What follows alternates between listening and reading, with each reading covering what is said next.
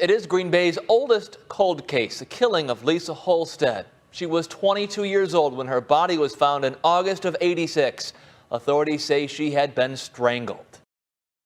On August 12, 1986, Lisa Holstead's boyfriend reported her missing.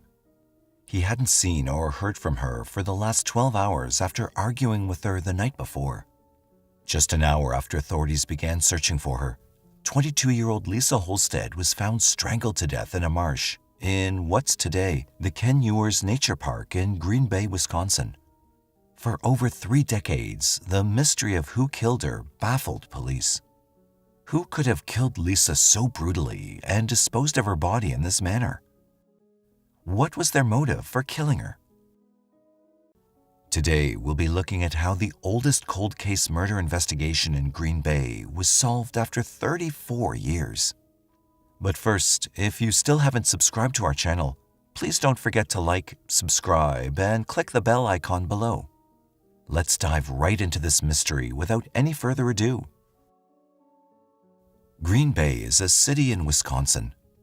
It's the county seat of Brown County and is found at the mouth of Fox River and on Lake Michigan. It has a population of over 105,000 people and is the 3rd largest city in the state of Wisconsin. The Meyer Theater is one of the historic cultural attractions that it boasts. Its football team, the Green Bay Packers, is what the city's most well known for. This is where our case takes us today. Let's go back to where it all started. Lisa Holstead was born on April 18, 1964, in Southampton, a small town in Suffolk County in the state of New York. She was raised by her single mother, Judith Karen Thompson. Her father, Frank Holstead, was not involved in her life at all. She grew up with her sister Deborah, who was 3 years older than her. Though they didn't have much, Judith worked hard to provide for her 2 girls, and she loved them both dearly. Lisa enjoyed horseback riding and sketching in her spare time. At the young age of 17, Lisa got pregnant and ended up having a son who she named Jeremy. She loved him very much, and like her own mother, she raised him on her own, as the father did not want to help her in any way. Wanting her independence, she also made the tough decision to move away from her family in New York and lived in Los Angeles for a few years before shifting to the town of Green Bay in Wisconsin with Jeremy. There are no records indicating that Lisa ever went to college. She did, however, take a goal-oriented, non-credit adult learning course at the Northeastern Wisconsin Technical Institute between 1983 and 1984, once she'd moved back to Green Bay. In 1986, Lisa was 22 years old and Jeremy was 5. They'd established themselves in the city of Green Bay. Lisa had even begun to date again and had a boyfriend named John Sott, of whom she was very fond. He'd moved in with her and they were very happy together. They had a pet eel and a pet bird named Herbie. Lisa and John loved spending time with Jeremy and would often take him fishing. Once he was asleep at night, the 2 of them also enjoyed going to local taverns and playing darts, leaving Jeremy at home, usually in the care of a sitter. Life seemed to be going well for her, and she was hopeful for what the future could hold. Sadly, this was not a future she would live to see. August 12, 1986 was a regular Tuesday in Wisconsin, but for John Sott, it was a terrible morning. He and Lisa had gone out drinking the previous night and had gone to a couple of bars and played darts late into the night. When they were driving back home, they got into an argument. They were both a bit intoxicated, and Lisa decided to get out of the car at the intersection of Mason and Taylor Streets at around 2:30 a.m. John returned to their home, expecting that she'd come back on her own once she'd cooled down. But in the morning, when she still hadn't returned, he began to worry. He went out to search for her, but when he found no trace of her anywhere, he decided to report her missing to the police. Within an hour of him reporting her missing, she was found by 2 workers in a marsh near the west shore of the bay in the Bayport Industrial Park. Her body had been cruelly disposed of, likely because the killer hoped it would never be discovered in the marsh.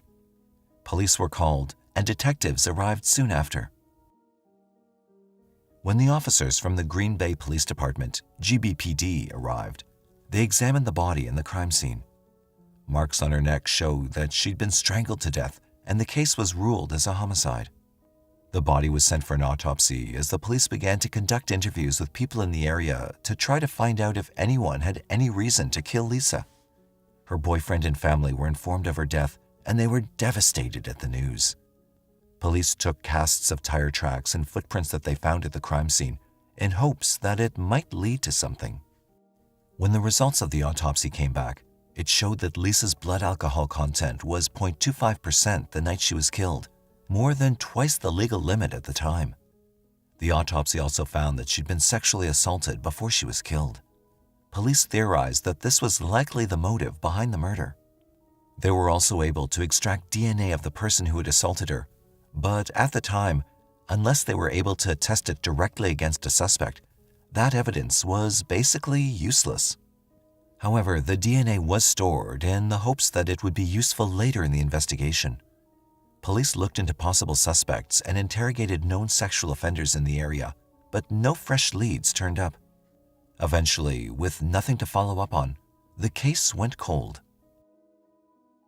For over 3 decades, the case remained cold, with no new updates in terms of suspects or leads. But finally, in 2020, the investigation was reopened. Detective David Graff from the GBPD led the investigation, and he began looking into the case to try and find out who the killer could be. They went through old case files and reviewed all the evidence from the initial investigation. When they saw the DNA that had been stored, they knew it held the key to cracking the case. They decided to use genetic genealogy to try and find out who the killer could be.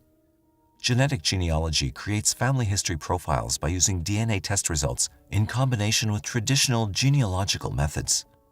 It can be used to find the closest relatives to individuals whose DNA profiles cannot be identified as they're not in the system.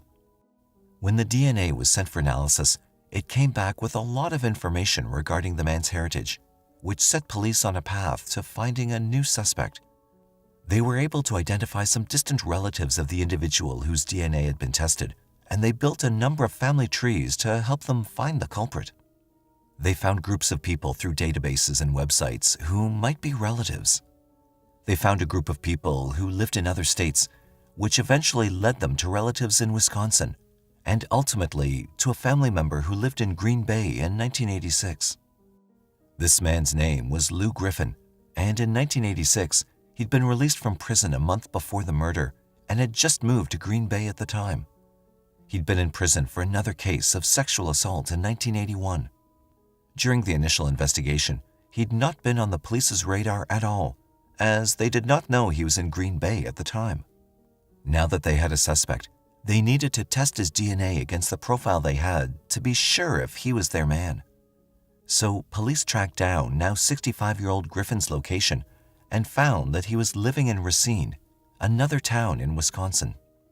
They tailed him for a while, and one day they saw him disposing of some beer cans in a dumpster, as well as throwing a cigarette butt on the ground. These were collected and used to test for his DNA, and when the results came back, they were a perfect match. After over 3 decades, the police finally had their man. On October 28, 2020, at around 6 a.m., Griffin was arrested by police outside his home in Racine and taken to the Brown County Jail. When he was interrogated by the police, he initially denied having any involvement in the murder, but then he eventually admitted to having sex with her. He then told police that on the night of the murder in 1986, he'd been high on cocaine and drunk on alcohol, so he was unsure of what he did. He did mention that he drove home on a route that passed the location where the body was found. He was booked on a first-degree homicide charge, and his bail was set at $1 million. When the case went to trial on January 27, 2023, Lou Griffin reached a plea deal with the prosecutors. Griffin pleaded no contest to a charge of homicide by reckless conduct. The court found him guilty of the crime, and he was charged with first-degree intentional homicide. The sentencing hearing is set for March 27th. After the killer was caught, Jeremy, who was only 5 when his mother was taken from him, spoke to the press. Now 39, he said that he was grateful to the efforts of the detectives who had worked so hard to find the suspect after all this time. He also mourned the fact that his grandmother and aunt did not live long enough to see the man who took their beloved Lisa away from them. Lisa's sister Deborah had passed away in 2003, and her mother had died just a year before the killer was caught in 2019.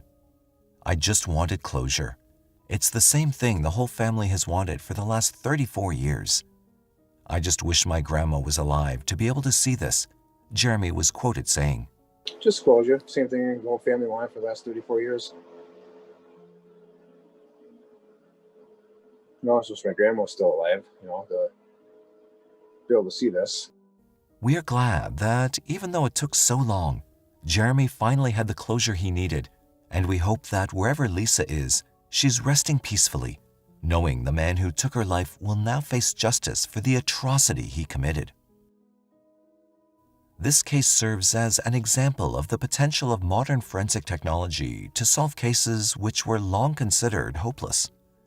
But what do you think of the case? What sentence do you think Griffin deserves for his crime? Let us know your thoughts in the comments down below. And if you enjoyed the video, like, share, and subscribe to the channel.